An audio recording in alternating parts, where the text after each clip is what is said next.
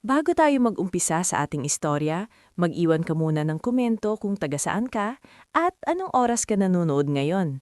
Nakakatuwang malaman kung saan-saang lugar umaabot ang mga kwentong tulad nito. Ngayon, samahan ninyo ako sa isang masakit, ngunit makapangyarihang paglalakbay ng isang dalagang inagawan ng lahat, pero hindi kailanman naubusan ng dangal. Sa bayan ng San Esteban, kilala ang apelyidong Villarreal bilang isa sa pinakamayaman at pinakarespetadong pamilya sa lalawigan. Ang kanilang mga negosyo ay sumasaklaw sa mga lupain, paupahang musali, trucking services at isang lumalagong kumpanya ng construction supply sa Maynila. Ngunit sa likod ng kanilang marangyang pangalan, may isang tahanang matagal ng pinaghaharian ng tahimik na inggit, pagtataguan ng sama ng loob at paglalabanan sa mana na hindi pa man dumarating ay pinag-aawayan na. Si Don Severino Villarreal ay isang istriktong negosyante, ngunit may malambot na puso pagdating sa bunso niyang anak na si Samiria. Si Doña Amiha naman ay isang mapagmahal na ina na laging ipinagdarasal ang pagkakaisa ng kanyang tatlong anak. Ang panganay nilang si Lucerna ay maganda, matalino at palaging gustong siya ang nasusunod. Marunong siyang ngumiti sa harap ng bisita, pero sa loob ng bahay ay mabilis magbago ang timpla ng kanyang muka. Ang pangalawa namang si Bastian ay palaging mayabang, padalos-dalos at naniniwalang sapat na ang pagiging lalaki upang siya ang dapat magmana ng karamihan sa negosyo. At nariyan si Samiria, ang bunsong anak, bulag mula pagkabata matapos ang matinding lagnat na sumira sa kanyang paningin. Ngunit kung may nakikita man ng malinaw si Samiria, iyon ay ang damdamin ng mga tao. Hindi niya man kita ang ekspresyon sa mukha, ramdam niya ang bigat ng hakbang, ang pangingining ng tinig at ang pagkukunwari sa mga salitang pilit pinapabango. Tahimik siya, mahinahon at hindi mahilig makipagtalo. Sa lahat ng anak, siya ang pinakamadaling lapitan ng mga kasambahay, driver, hardinero at maging ng mga trabahador sa bodega kapag kailangan nila ng payo o simpleng pakikinig. Samiria, hiha, tikman mo nga itong tsokolate de batirol ng ginawa ko? Nakangiting sabi ni Yaya Seling isang umaga habang inaabot ang tasa sa dalaga. Ngumiti si Samiria at marahang inabot ang tasa gamit ang dalawang kamay. Salamat, Yaya. Naaamoy ko pa lang, alam kong ikaw ang gumawa.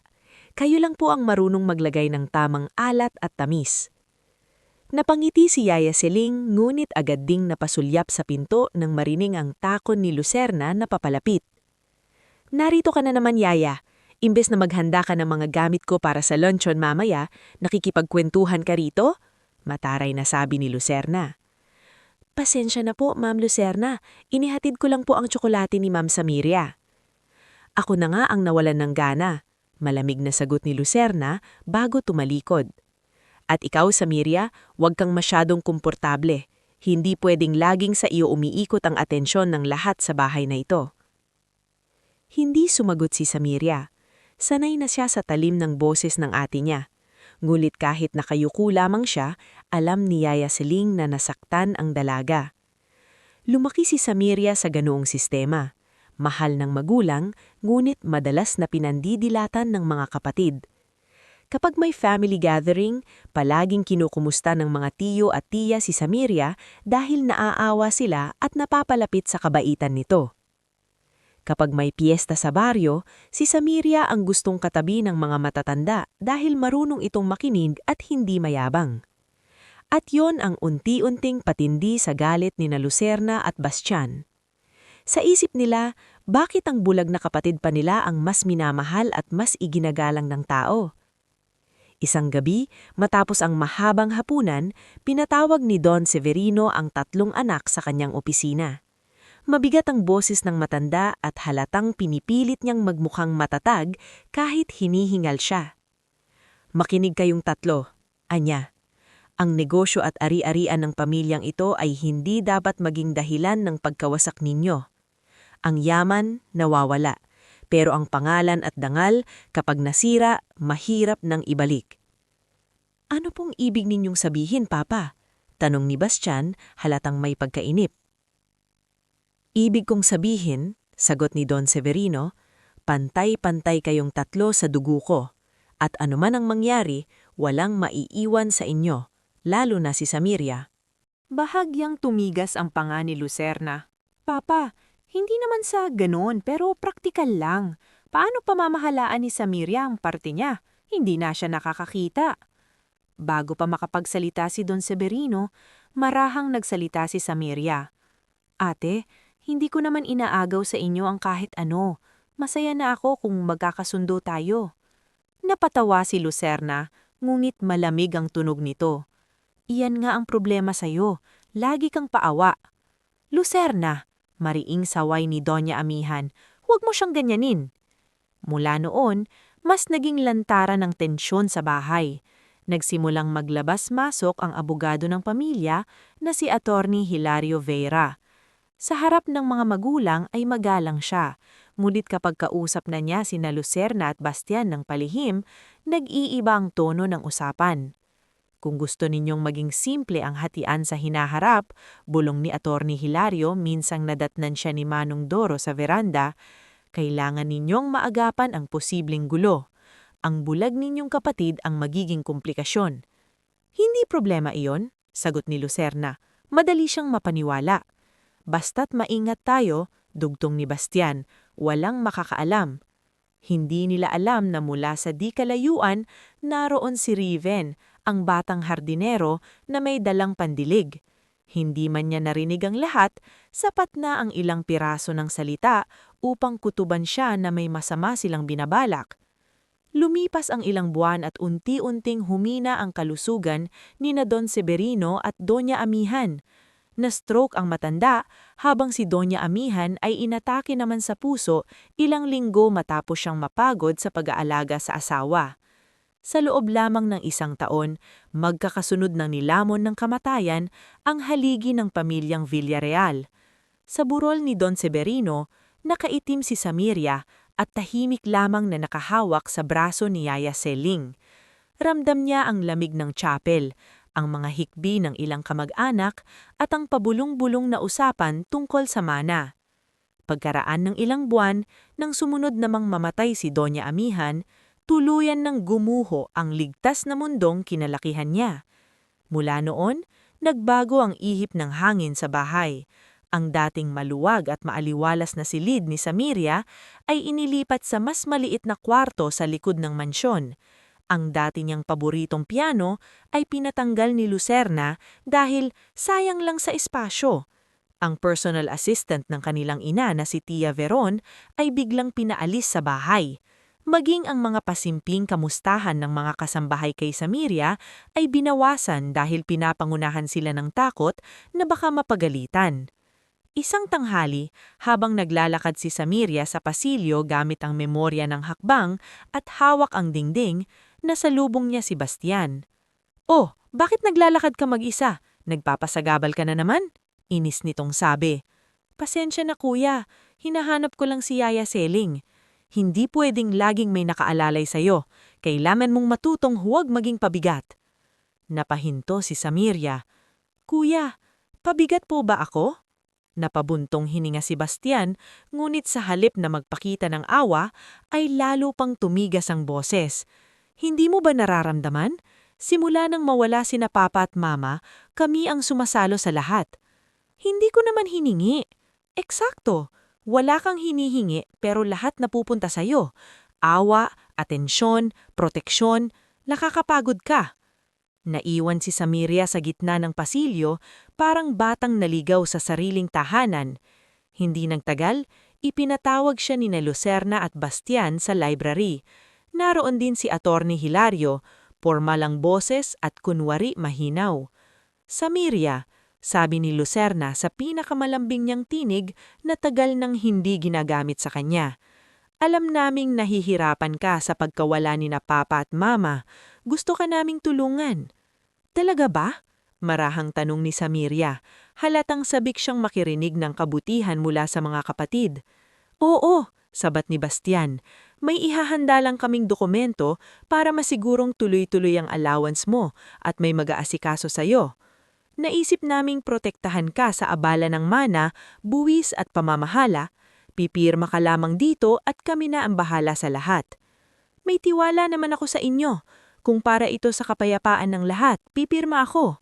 Nanginginig ang kamay ni Yaya Siling nang abutan niya ng panulat ang dalaga.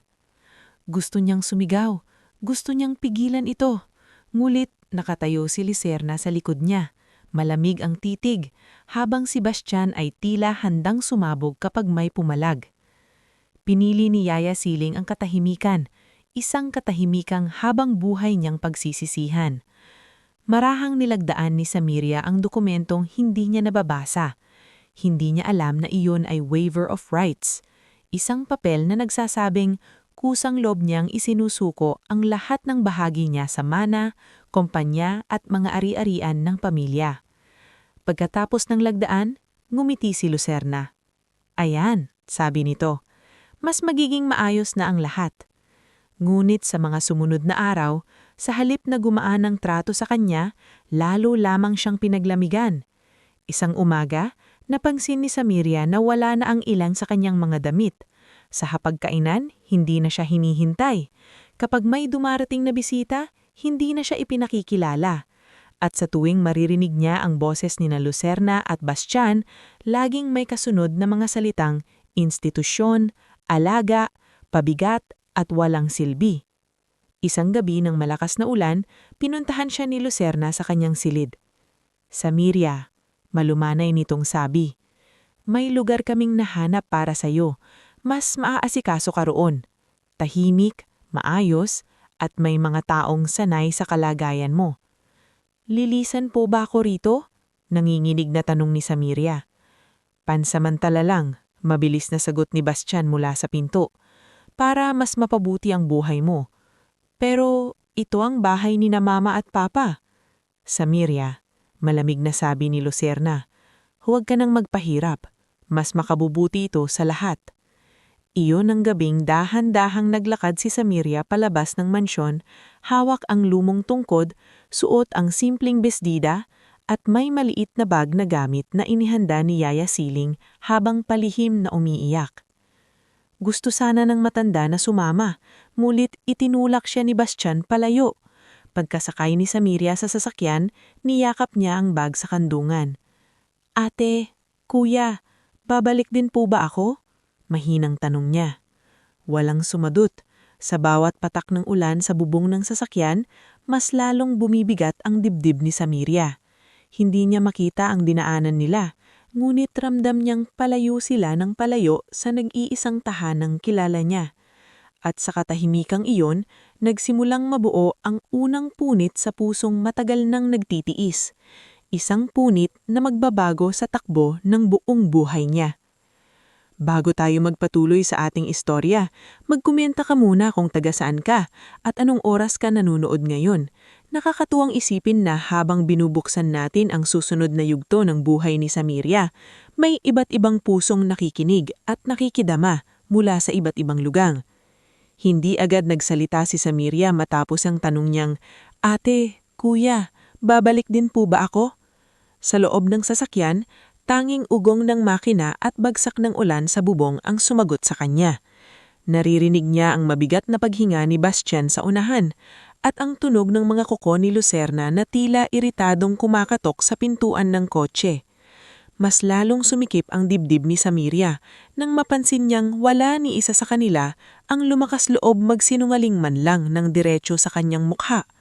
Doon niya unang naunawaan na may isang bagay na mas masakit pa sa pagtataksil, ang katahimikang kusang pumapatay sa natitirang pag-asa. Mailang minuto pa, bumadal ang takbo ng sasakyan. Huminto ito sa gilid ng abalang kalsada. Malakas ang ulan at parang walang habas ang busina ng mga dumaraang sasakyan sa paligid. Binuksan ni Bastian ang pinto sa tabi ni Samiria. Baba na, malamig nitong utos. Napalunok si Samiria. Dito po ba ang lugar na sinabi ninyo? May susundo sa'yo rito, sagot ni Lucerna. Mabilis, halatang nais nang matapos ang lahat. Hintayin mo na lang. Ate, natatakot ako. Parang maingay po. Samiria, huwag ka nang umarte. Singhal ni Bastian. Matanda ka na, hindi ka na bata. Dahan-dahang bumaba si Samiria, isang kamay sa pintuan, isang kamay sa kanyang lumang tungkod. Bago pa niya lubos na maramdaman ang lupa sa paanan niya, biglang isinara ni Bastian ang pinto. Narinig niya ang ugong muli ng makina, at sa loob lamang ng ilang segundo, unti-unting lumayo ang sasakyan. Palayo ng palayo, kasama ang 2 taong tinawag niyang kapatid sa loob ng maraming taon. Kuya! Ate! Sigaw niya, nanginginig ang boses. Huwag ninyo po akong iwan! Ate! Ngunit nalunod ang kanyang sigaw sa ulan, sa trapiko, at sa kawalan ng konsensya ng mga taong umalis. Napatayo si Samiria sa gilid ng kalsada, basang-basa, halos hindi malaman kung saan ihaharap ang katawan. Sumisipol ang hangin sa kanyang tenga. May mga yabag na nagmamadali, may mga sasakyang humahagibis, may mga tinig na hindi niya mawari kung naaawa o naiinis. Nang subukan niyang humakbang, muntik pa siyang matamaan ng motorsiklong biglang sumingit. "Hoy! Mag-ingat ka!" sigaw ng rider bago tuluyang umalis. Doon tuluyang nanginig ang buong katawan ni Samiria. Ang bag na hawak niya ay nabasa na ng ulan at ang laylayan ng kanyang bestida ay kumakapit sa kanyang balat. Naramdaman niyang wala na siyang babalikan. Wala na ang mansyon, wala na ang mga magulang niya, at ngayon, maging ang dugo niyang kapatid ay itinapon na siya na parang sirang gamit na hindi na kailangan. Napaupo siya sa gilid ng sementadong bangketa. Nanginginig ang labi niya, at sa wakas ay bumuhos ang mga luha niyang matagal na niyang pinipigilan mula pa noong mamatay sina Don Severino at Doña Amihan. "Papa! Mama!" bulong niya. "Hindi ko po alam kung anong ginawa kong mali." Sa di kalayuan, may isang maliit na pwestong may bubong na yero kung saan sumisilong ang ilang tao. Amoy ni Samiria ang nilulutong lugaw at luya, kahit natatangay ng ulan ng singaw nito. Mula roon, may babaeng nakarinig sa kanyang impit na hikbi. "Sus Mariusep," mahinang sabi ng babae. "Tansing, may batang babae sa kabila, basang-basa." "Hindi na po yata bata, Tia Pascuala," sagot ng binatang kasama nito. Pero parang may diferensya sa paningin. Maya-maya, naramdaman ni Samiria ang maingat na paglapit ng 2 tao. Ang isa ay may mabagal at maingat na hakbang ng mas nakakatanda, habang ang isa naman ay mas mabilis ngunit alanganin, parang hindi sigurado kung paano siya lalapitan. "Ineng?" Malumanay na tawag ng matandang babae. "Naririnig mo ba ako?" Napalingon si Samiria sa pinangganalingan ng boses. "Opo, ako si Pascuala. May maliit akong pwesto ng lugaw dito. Bakit ka nandyan sa ulan? Nasaan ang kasama mo?" Hindi agad nakasagot si Samiria. Nahihiya siya. Hindi niya kayang sambitin na iniwan siya ng sarili niyang pamilya. Ngunit dahil sa kabigatan ng dibdib niya, kusaring nadulas ang katotohanan. "Wala na po. Iniwan na nila ako." Nagkaroon ng ilang segundong katahimikan, at sa katahimikang iyon ay naramdaman ni Samiria ang biglang paglambot ng boses ni Aling Pascuala. "Halika rito anak, hindi ka pwedeng magtagal dyan." Aling, nakakahiyang abalahin kayo." "Mas nakakahiya sa langit kung pababayaan kitang mamatay sa ulan," sagot nito. Tinulungan siya ng binatang si Tansing na tumayo. Marahan nitong hinawakan ng siko ni Samiria, maingat na para bang natatakot na baka lalo itong masaktan. "Dito po ate, may upuan sa pwesto. Medyo mainit-init pa ang lugaw." Pagdating sa pwesto, sinalubong si Samiria ng amoy ng lugaw, kalamansi at basang kahoy. May isa pang boses ng babae roon, mas bata kaysa kay Aling Pascuala, ngunit may tono ng taong sanay magpakalma. "Ano pong nangyari?" tanong nito. "Dalin," sabi ni Aling Pascuala, "baka pwede mong silipin, nanginginig at nilalamig." "Ako po si Dalin, volunteer nurse ako sa community clinic dito sa kanto. Sandali lang, ikukuha kita ng tuwalya." Ibinigay ni Nurse Dalin ng tuyong tuwalya kay Samiria at pinainom siya ng maligamgam na tubig. Sa unang pagkakataon sa gabing iyon, may humawak sa kanya ng walang galit, walang inis at walang pagkukunwari.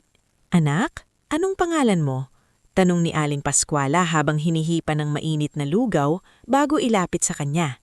Sa Mirya po, may kamag-anak ka ba rito sa Maynila? Wala po akong alam. Napayo ko si Aling Pascuala. Hindi niya man kita ang mukha ni Samirya, ramdam niyang may pinag-aralan ng dalaga, maayos magsalita at halatang hindi sanay sa lansangan. Ibig sabihin, mas mabigat ang sinapit nito kaysa sa kaya nitong ikwento sa isang gabi. Pinakain siya ni Aling Pascuala ng ilang kutsarang lugaw. Habang kumakain si Samirya, pakiramdam niya ay unti-unting bumabalik ang hininga niyang halos kanina lamang ay mawala. Ngunit kasabay ng pag-init ng sikmura niya ay ang mas malinaw na pagkirot ng katotohanang wala na siyang tahanan. Bandang hating gabi, humina ang ulan. Isinara na ni Aling Pascuala pwesto. Halip na pabayaan si Samirya, inalok siyang sumama sa inuupahan niyang maliit na kubo sa likod ng palengke. Hindi ka kayang pabayaan dito, Sabi ng matanda. Makikituloy ka muna sa amin. Siksikan pero may bubong. Aling Pascuala, nakakahiya po talaga. Anak, mahinahong putol nito. Mas mahalaga ang buhay kaysa hiya. Sa maliit na kubo ni na Aling Pascuala, naroon ang simpleng higaan, isang mesang kahoy, 2 bangko, ilang kawali at isang altar na may maliit na rebulto ng Santo Niño. Hindi iyon may kukumpara sa mansyon ng mga Villarreal, ngunit sa gabing iyon, higit pa iyon sa palasyo para kay Samirya. Dahil sa unang pagkakataon matapos mamatay ang kanyang mga magulang, may isang lugar na muling tumanggap sa kanya ng walang hinihinging kapalit. Kinabukasan, dinala siya ni Nurse Dalin sa community clinic upang matignan ang kanyang kalagayan. Doon niya nakilala si Sister Corabel, isang madre na tumutulong sa mga kabataang inabandona, at si Mang Pedro, isang tahimik na karpinterong madalas gumawa ng tungkod at simpleng kasangkapan para sa mga may kapansanan sa lugar. "Matagal ka ng bulag?"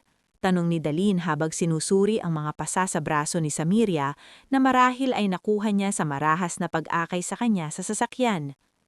"Mula pagkabata po." "Marunong ka bang magbilang ng pera sa pamamagitan ng hipo o maglakad sa hindi pamilyar na lugar?" "Iilan lang po. Sa bahay kasi, laging may umaalalay." Napatingin si Dalin kay Aling Pascuala. Pareho nilang naunawaan ang hindi sinasabi ni Samirya. Pinalaki itong sunod-sunuran at inasahang laging aasa sa iba, marahil para mas madali itong kontrolin. Sa mga sumunod na linggo, nagsimulang magbago ang ritmo ng buhay ni Samirya. Hindi pa iyon pagbangon, hindi pa sa yugtong iyon. Sa totoo lang, marami pa rin siyang gabi na umiiyak sa banig na hinigaan niya sa kubo. Madalas siyang magising sa madaling araw. Kinakabahan, iniisip na baka panaginip lang ang lahat at nasa mansyon pa rin siya. Ngulit sa bawat paggising niya, ang unang naririnig niya ay ang pagwawalis ni Tansing sa labas, ang paghahanda ni Aling Pascuala ng bigas at luya para sa lugaw, o ang mahinang tinig ni Dalin na nagsasabing, "Magandang umaga, Samirya, kakayanin natin ang araw na ito." Minsan, habang nagbabalat ng luya sa tabi ni Aling Pascuala, biglang napahinto si Samirya. "Aling," mahina niyang sabi. "Oh, bakit anak? Kung hindi po ninyo ako nakita nung gabing iyon, baka wala na po ako." Hindi agad sumagot si Aling Pascuala. Narinig na lamang ni Samirya ang mahinang pagpatong ng palad nito sa likod ng kanyang kamay. "Hindi ka pinabayaan ng Diyos, Samirya. Nilayo ka lang niya sa mga taong hindi marunong magpahalaga."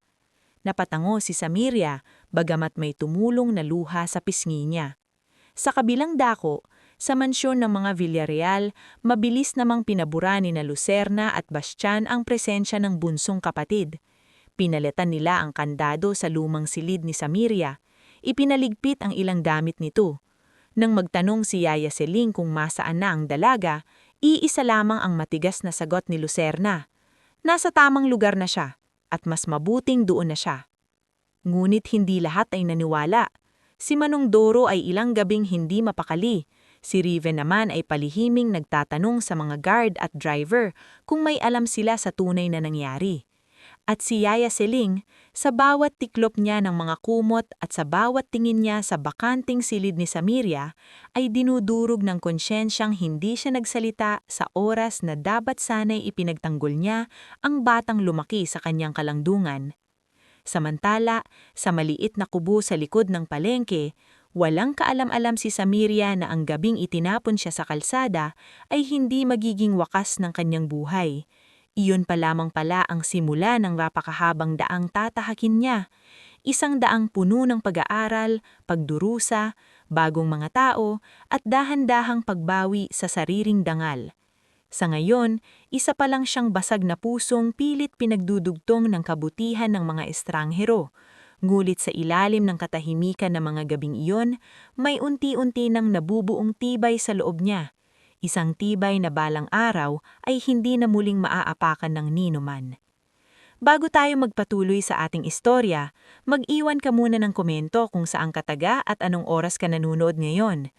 Habang mas lumalalim ang laban ni Samiria at unti-unting umiikot ang gulong ng tadhana, mas lalong tumitindi ang bawat tagpo ng buhay na minsang winasak ng kasakiman.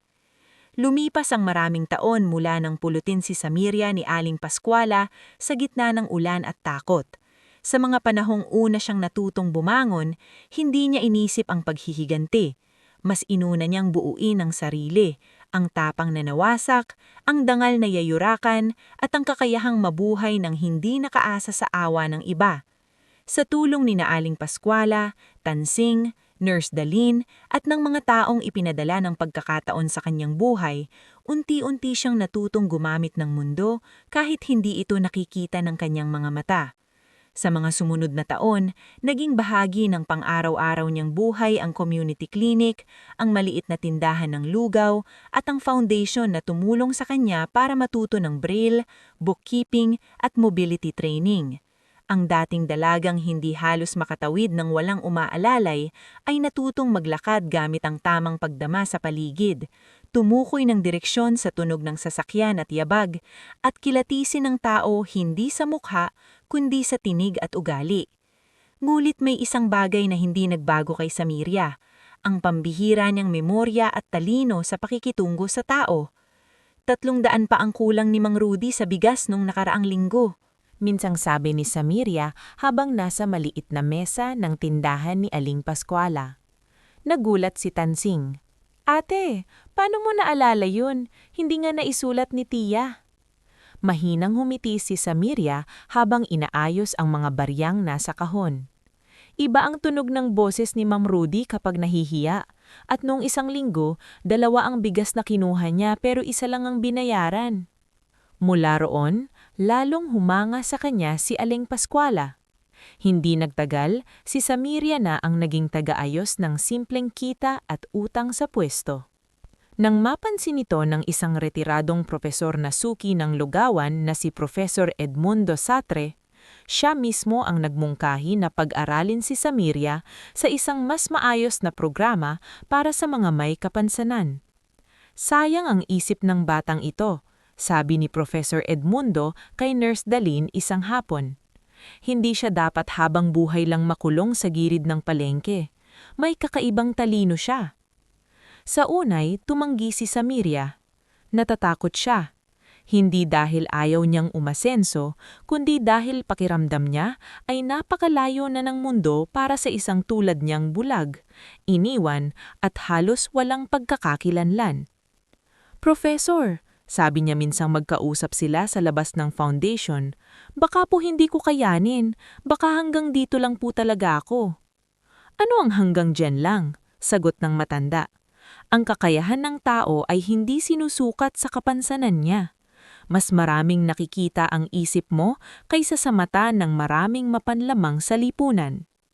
Ang mga salitang iyon ang isa sa mga unang nagtulak kay Samiria upang lumampas sa takot niya. Sa tulong ni Professor Edmundo, nakapasok siya sa isang training center sa Maynila kung saan natuto siya ng mas malalim na accounting, adaptive technology, business communication, at legal basics para sa maliliit na negosyo.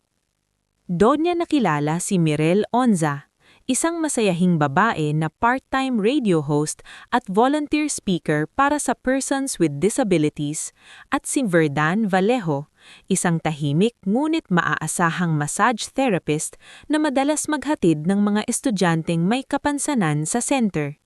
Si Mirel ang unang naging malapit na kaibigang kapantay ni Samiria, hindi tagapag-alaga, hindi maaawaing tumutulong, kundi kaibigang marunong mangulit at magpatawa. Alam mo, Samiria, sabi ni Mirel habang sabay silang nagkakape sa training center canteen, ang problema sa'yo, sobrang seryoso mo, para kang laging may iniisip na kaso sa korte. Napangiti si Samiria. Mabuti na yung seryoso kaysa puro daldal.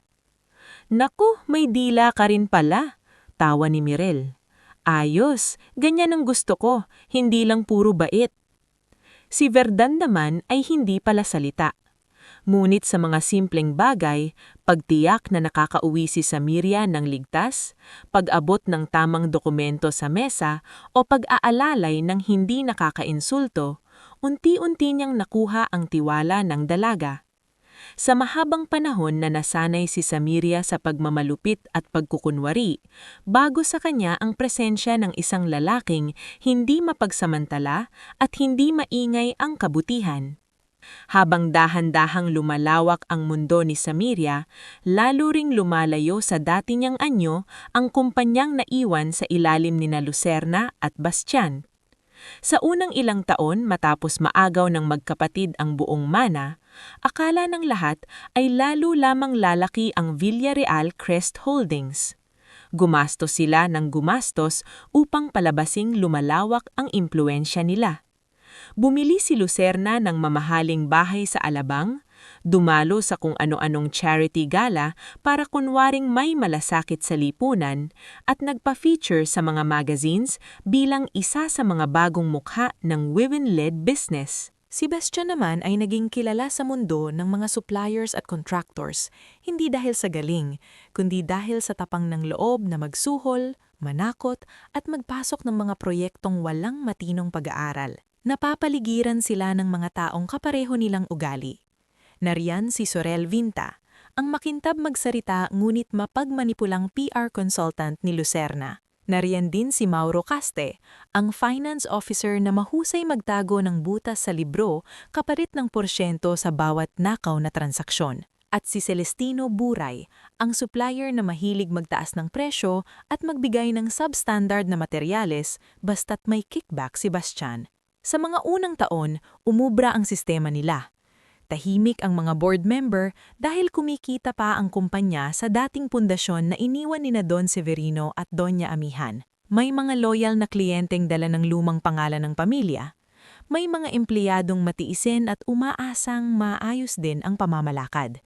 Ngunit unti-unti, tulad ng bakal na inuubos ng kalawang mula sa loob, nagsimulang mabasag ang imperyong itinayo sa Pandaraya. Una, nagkaaberya ang isang malaking warehouse project sa Bulacan dahil peke pala ang ilan sa ipinasa nilang dokumento sa permit.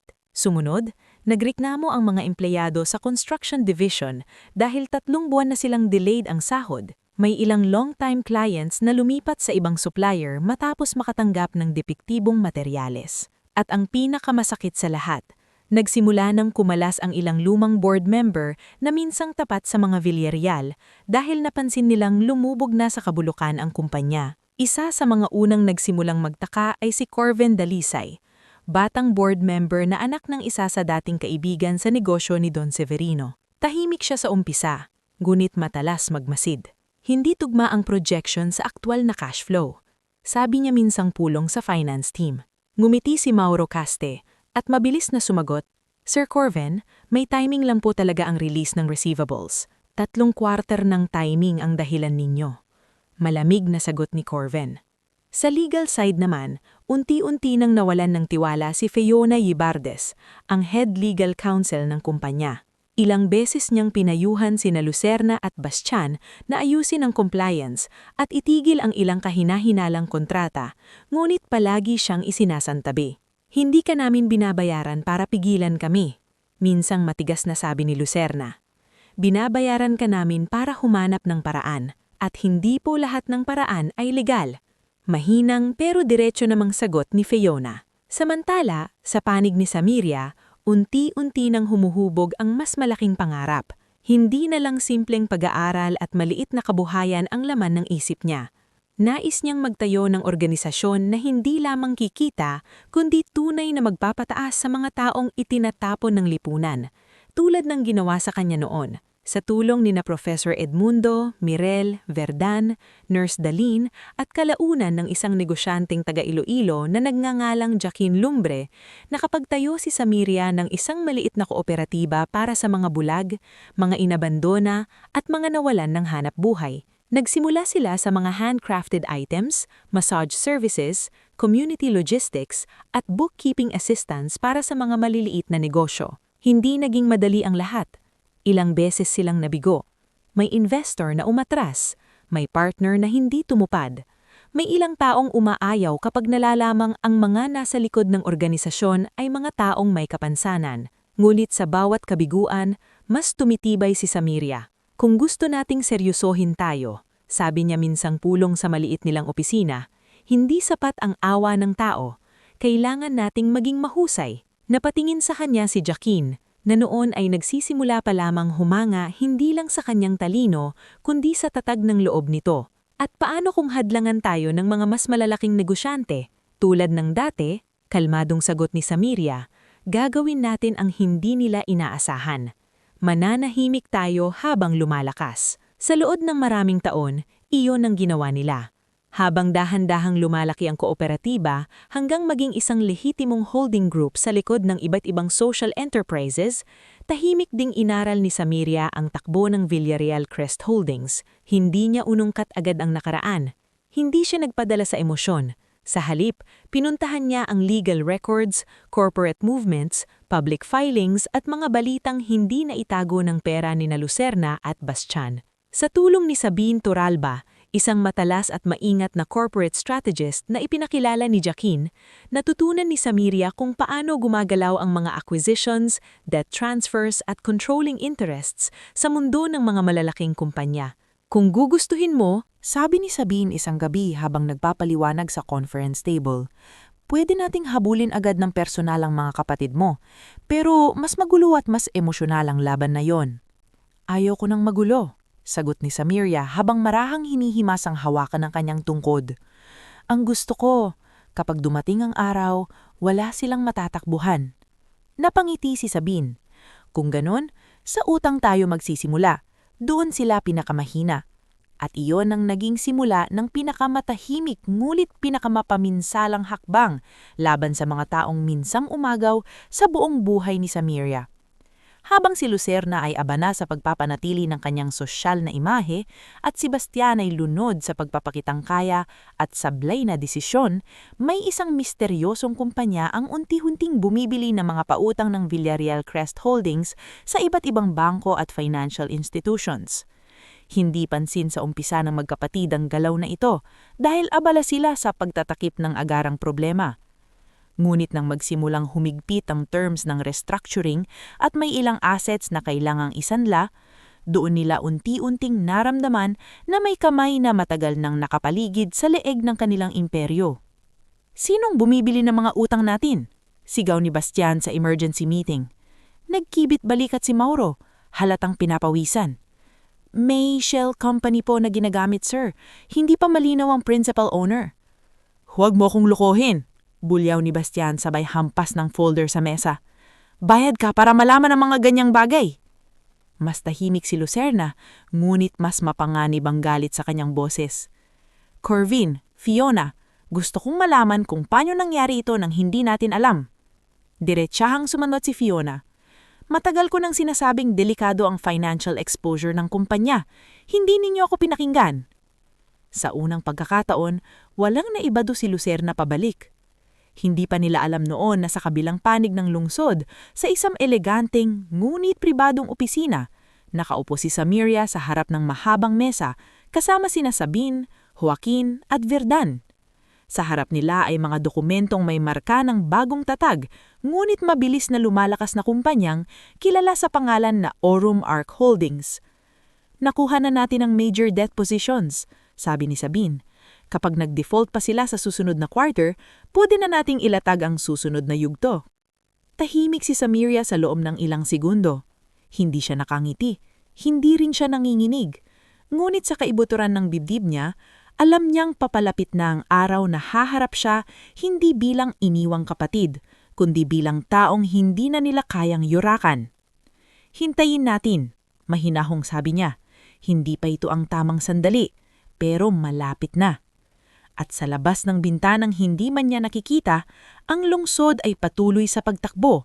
Walang kamalay-malay na ang dalagang minsang itinapon sa gitna ng ulan ay siya nang dahan-dahang bumibili sa buong mundong ipinagkait sa kanya. Bago tayo magpatuloy sa ating istorya, mag-iwan ka muna ng komento kung taga saan ka at anong oras ka nanonood niya yan.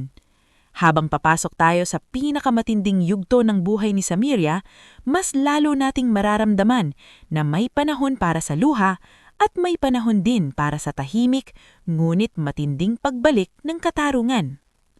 Sa kabilang panig ng lungsod, matapos ang pulong sa opisina ng Aurum Arc Holdings, hindi agad umuwi si Samiria.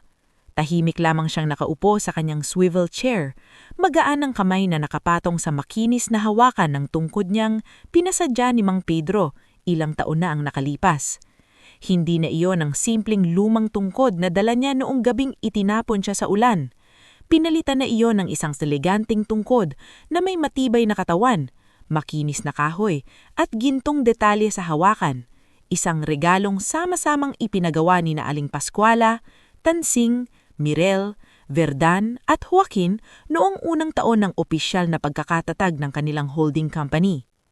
Parang tahimik kaya ngayong gabi. Mahinang sabi ni Verdan habang inilalapag ang isang tasa ng maligamgam na tsaa sa tabi ni Samiria. Iniisip ko lang, malapit na. Handa ka na ba? Hindi agad sumagot si Samiria. Narinig niya ang banayad na paghinga ni Verdan, ang marahang ugong ng air conditioning at ang bahagyang paggalaw ng mga papeles sa mesa nang dumaan ang hangin sa pinto. Hindi ko alam kung handa na ba ang puso.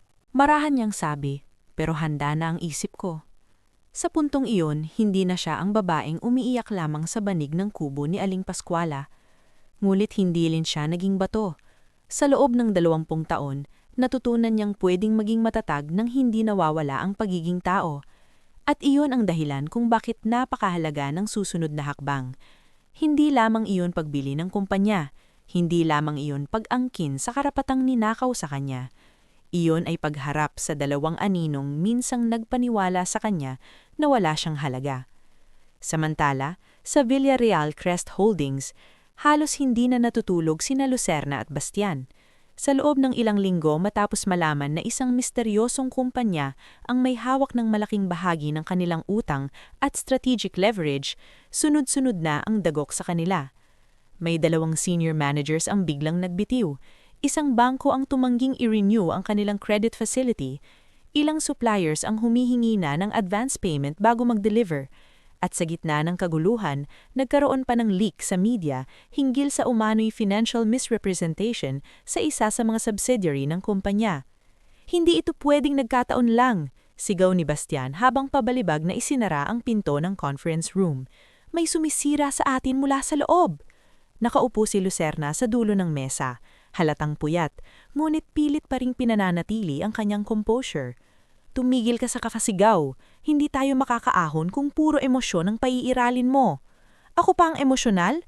Ikaw nga itong laging nagpapa-interview sa magazine habang nalulunod na tayo sa utang. Dahil may imahe tayong kailangang ingatan. Anong imahe? Halos mabasig ng buong kumpanya. Tahimik lang sina Corvin Dalisay at Fiona Yabaides sa magkabilang gilid ng mesa. Ilang buwan na nilang pinapanood ang dahan-dahang pagkabasag ng kontrol ni na Lucerna at Bastian. Ngunit ngayong alam nilang may bagong puwersang parating, lalo silang naging mapagmatsyag. May ipapatawag na emergency board meeting sa Biyernes, sabi ni Corvin matapos humupa ng bahagyaan sigawan. Ipinapaabot ng council ng Aurum Arc Holdings na nararapat na raw nilang ipakilala ang principal owner. Biglang natahimik ang buong silid. Principal owner? Mabagal na ulit ni Lucerna. Yes, tugon ni Fiona habang tinitignan ang dokumento. Base sa mga bagong kasulatan, sapat na ang hawak nilang financial position para hingin ang restructuring vote at pamunuan ang recovery process. Hindi pwede, mariing sabi ni Bastian. Hindi pwedeng may ibang uupo sa pwestong iniwan ng mga magulang natin. Sa puntong iyon, bahagyang napaangat ang kilay ni Corvin, ngunit hindi siya nagsalita. Sa isip niya, hindi na rin naman talaga sa kanila ang kumpanyang iyon. Hindi man sa legal na pakahulugan pa lamang, kundi sa moral na matagal ng panahon. Habang nalalapit ang board meeting, isa-isa ring lumulutang ang mga multong matagal nang ibinaon ni Lucerna at Bastian. Sa mansyong Villarreal na tila wala ng sigla, si Yaya Siling ay matagal nang hindi makatulog ng maayos. Matanda na siya, mabagal na ang kilos, ngulit lalong bumibigat ang dibdib niya sa bawat araw na nakikita niyang pumapangit ang ugali ng dalawang anak ng kanyang dating mga amo. Minsan, habang nag-aayos siya ng lumang kabinete sa silid ni Doña Aminan na hindi pa rin halos nababago, may nahulog na maliit na rosaryo at isang sobre mula sa likod ng kahon ng mga lumang gamit. Kumabog ang dibdib ng matanda nang makapanya ang pangalan sa sulat. Para kay Samiria. Namlamig ang mga kamay ni Yaya Siling. Kilalang-kilala niya ang sulat kamay ni Doña Aminan. Nanginginig niya itong binuksan at dahan-dahang binasa sa tulong ng reading glasses niya. Sa liham, malinaw na isinulat ni Doña Aminan ang habilin niya kung sakaling may masamang mangyari sa kanila ni na Don Zeferino. Nakasaad doon na dapat tiyaking ligtas si Samiria at hindi kailanman dapat ipagkait dito ang karapatan niya sa mana at dignidad bilang anak ng pamilya. May kasamang maikling tala pa ang matanda. Huwag ninyong hahayaang maloko ang bunso. Siya ang may pinakamalinis na puso sa inyong tatlo. Napaupo si Yaya Siling sa gilid ng kama, umiiyak. 20 taon niyang dinala ang bigat ng pananahimikan. Ngunit ngayong malinaw na bumabalik ang karma na hindi matatakasan ng magkakapatid, naisip niyang hindi na siya pwedeng manatiling duwag. Kinabukasan, palihim siyang nakipagkita kay Manong Doro sa isang maliit na karinderya sa labas ng subdivision.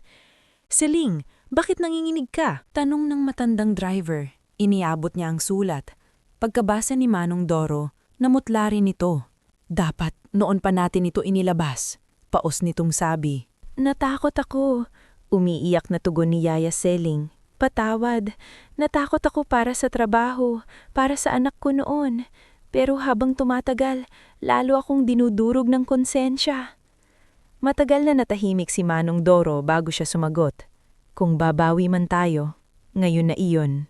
Sa tulong ni Fiona Ibardez, natahimik nang nag-iipon ng mga dokumentong posibleng magpatibay sa legal at moral na pananagutan ni na Lucerna at Bastian na ipadala ang mensahe kay Sabine Torralba. At pagkarating ng balitang iyon sa Aurum Arc Holdings, ilang minuto ring hindi nakapagsalita si Samiria. "Si Yaya Siling?" Mahinang ulit niya. "Oo," sabi ni Sabine. "Handa na siyang magsalita. Ganun din si Manong Doro. May liham din mula sa nanay mo." Marahang napahigpit ang hawak ni Samiria sa dulo ng kanyang tungkod.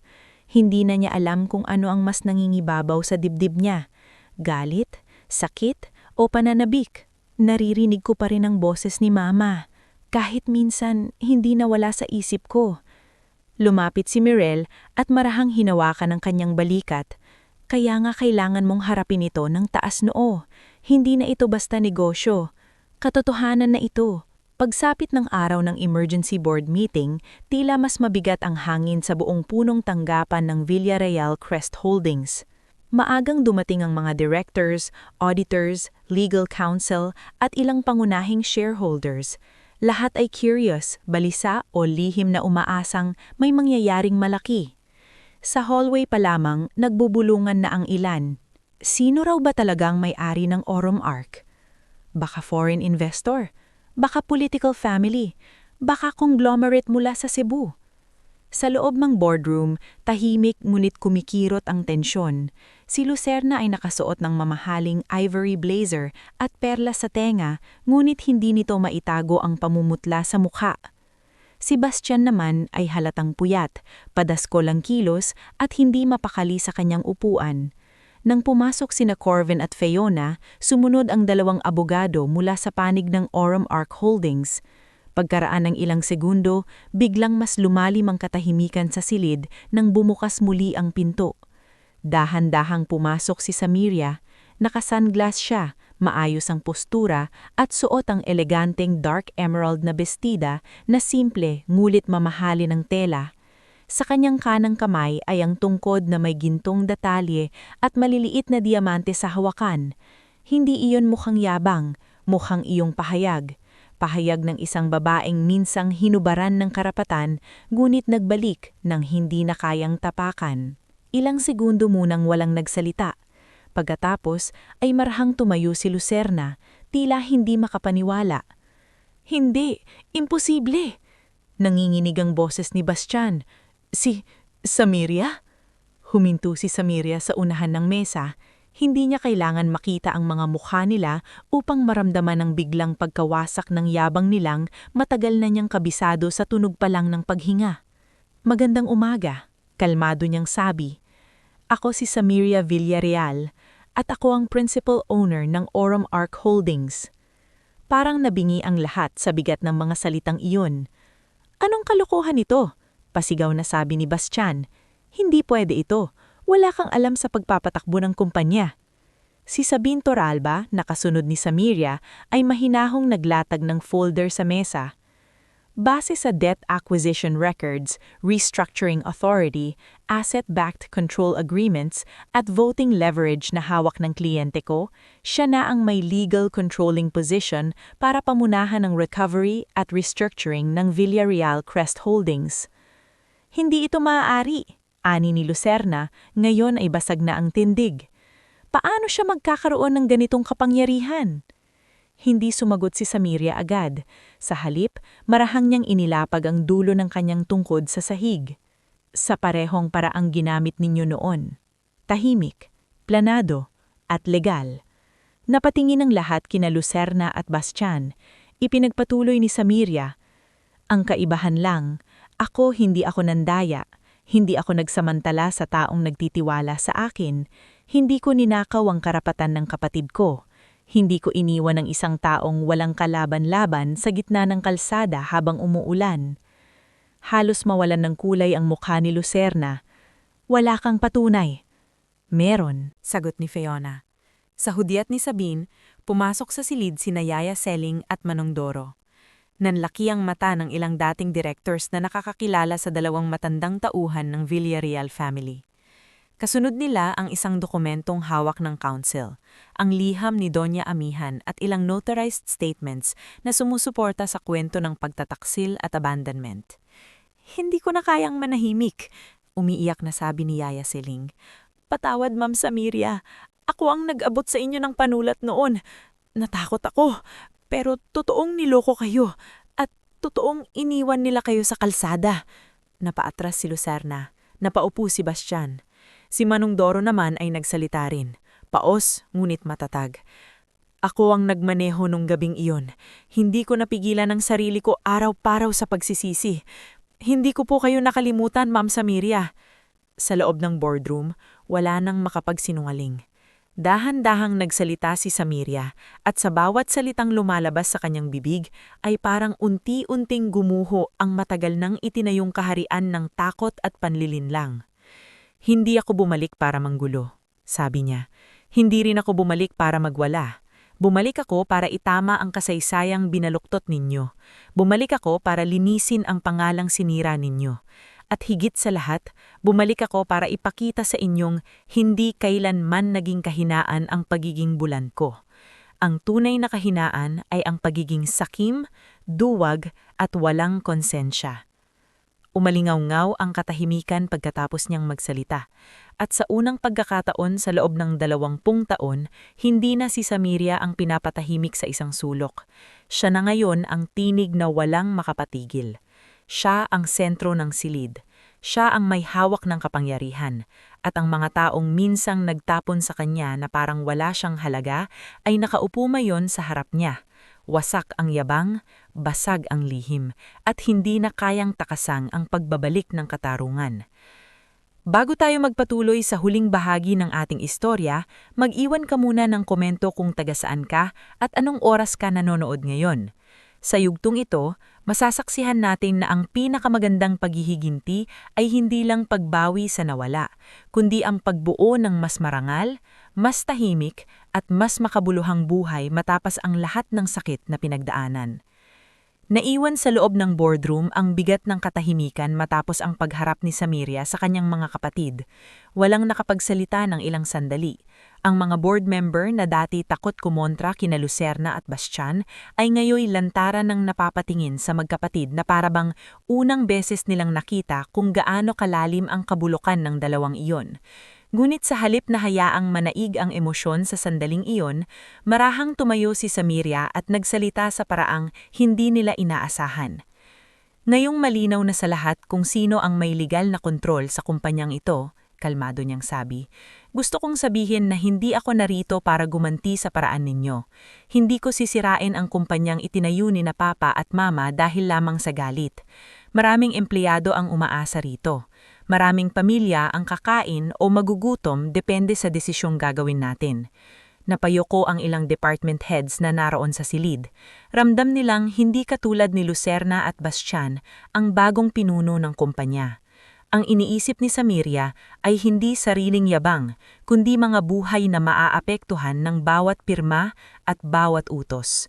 Mabilis na kumilos si Sabine Torralba, Fiona Ibardes at Corven Dalisay upang ilatag ang agarang pagbabago sa pamamahala.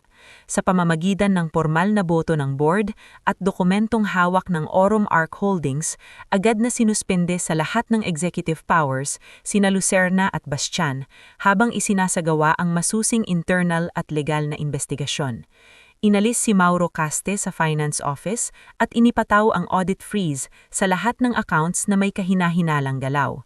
Si Sorel Vinta, na dati napakakumpiyansa sa pagtakip ng baho ng kumpanya, ay unang nagkusang lumayo nang mapangsing wala ng silbi ang kanyang matatamis na salita. Ayaw ko nang masayang pa ang oras, sabi ni Samiria. Simulan na agad ang due process. Hindi ako magpapakulong sa emosyon, pero hindi rin ako uurong sa pananagutan. Sa unang linggo pa lamang matapos ang boardroom confrontation, mabilis na kumalat ang balita sa buong kumpanya. Ang mga empleyadong dating nagbubulungan lamang sa pantry ay ngayoy nagsimulang magtapat ng kanilang mga karanasan, mga delayed na sahod, sa pilitang overtime, iligal na utos, at mga supplier deals na nakinabang lamang ang iilang nasa itaas. Isa-isa silang kinausap ni Samiria kahit hindi niya man personal na makita ang mga mukha nila. Nakikinig siya sa boses, sa paghinga, sa kaba, sa panginginig ng damdamin ng bawat lumalapit. Isang umaga, ipinatawag niya ang mga rank-and-file representatives sa main conference hall. Naroon ang warehouse clerks, accounting assistants, drivers, janitorial staff, purchasing officers, at ilang matagal ng empleyadong halos mawalan na ng pag-asang maayos pa ang kumpanya. Ako si Samiria Villarreal, sabi niya sa harap ng lahat, at bago ko sabihing may bagong simula rito, gusto ko munang aminin ang totoo. Bahagi ako ng pamilyang nagpabaya sa inyo. Hindi ko man kayo direktang nasaktan noon, alam kong dala ko ang apelidong may pananagutan sa inyo. Kaya mula ngayon, hindi ko hihingin agad ang tiwala ninyo. Pagtatrabahuan ko iyon. Tahimik ang buong hall. Maya-maya isang matandang warehouse supervisor na si Odel Barameda ang naglakas loob magsalita. Ma'am, Anya, 22 taon na ako sa kumpanyang ito. Kailangan lang naming marinig na may tao pa palang marunong mahiya para sa ginawa ng kumpanya sa amin. Nang araw ding iyon, ipinatawag ni Samiria ang agarang pag-release ng bahagi ng naantalang sahod ng mga empleyado mula sa recovery funds ng Aurum Arc.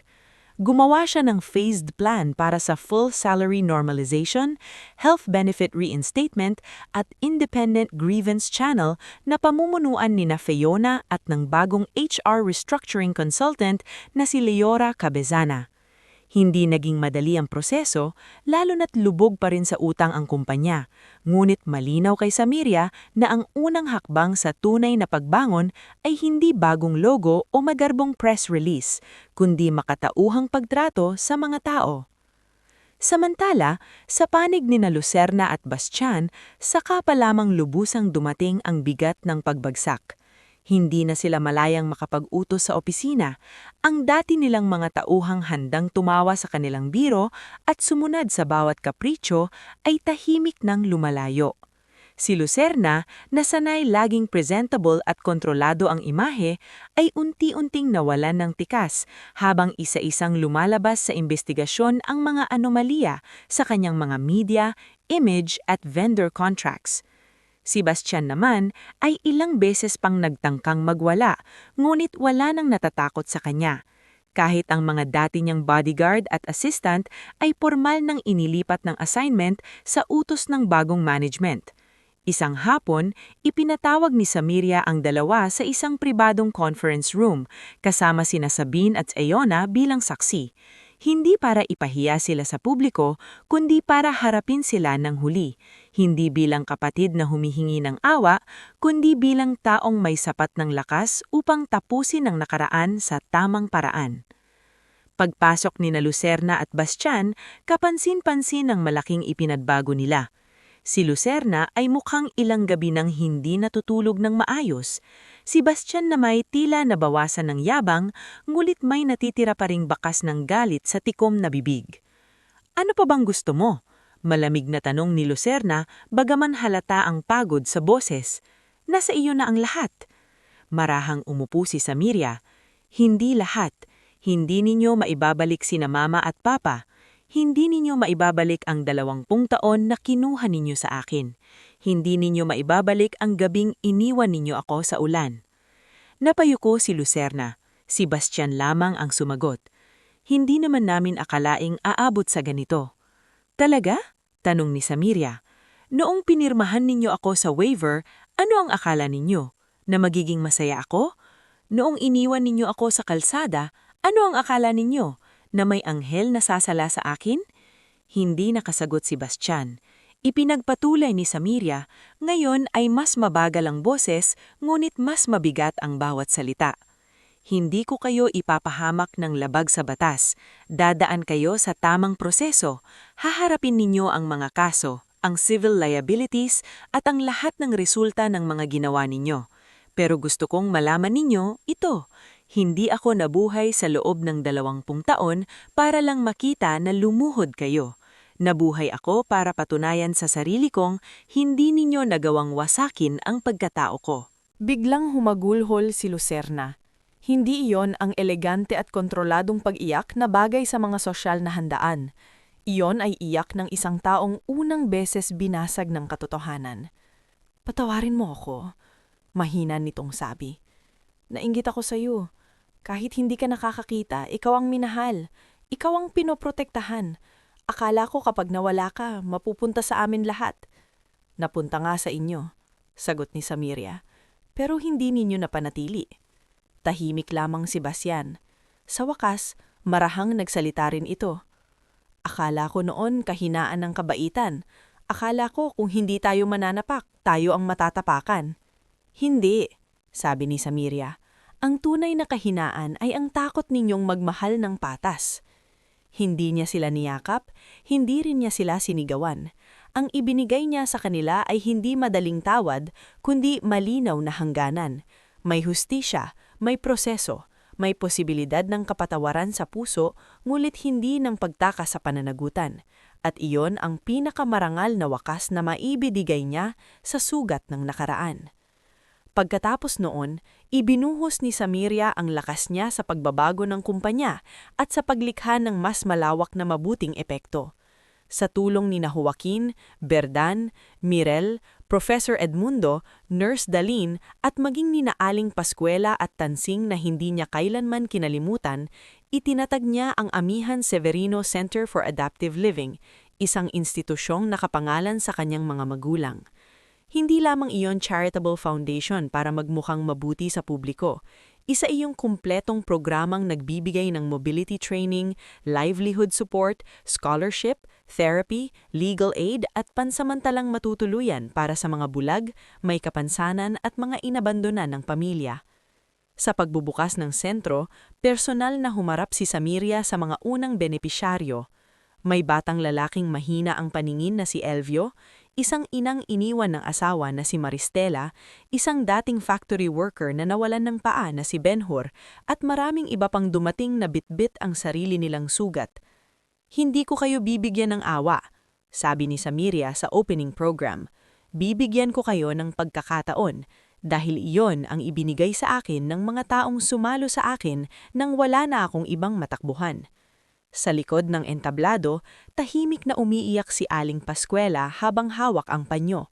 Katabi niya si Tansing na ngayon hindi na simpleng tagatulong sa lugawan kundi isa ng operations manager ng center matapos pag-aralin ni Samiria. Si Nurse Dalin ang namamahala sa wellness wing.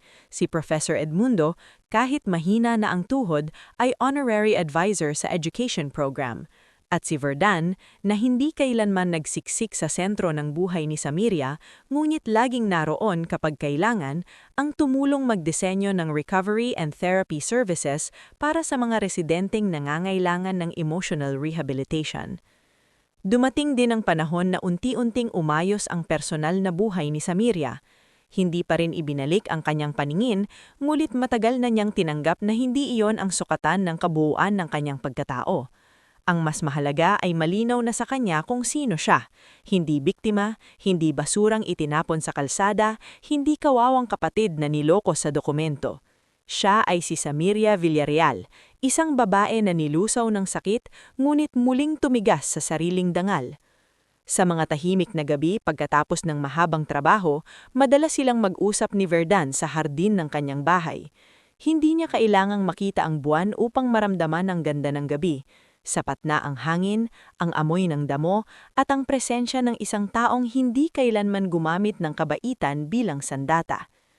Verdan, minsan sabi ni Samiria, alam mo bang matagal kong inisip na hindi na ako magkakaroon ng tahimik na buhay?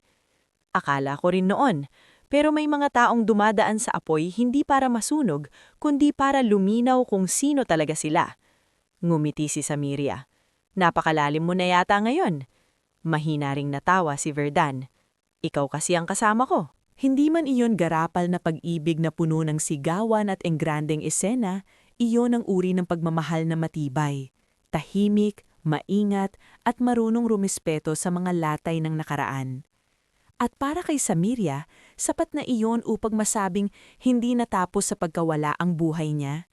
Nagtuloy iyon sa isang anyong mas payapa at mas totoo.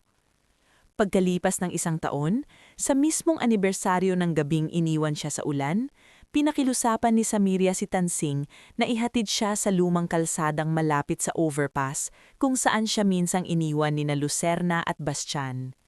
Hindi na iyon ganong kadilim gaya noon.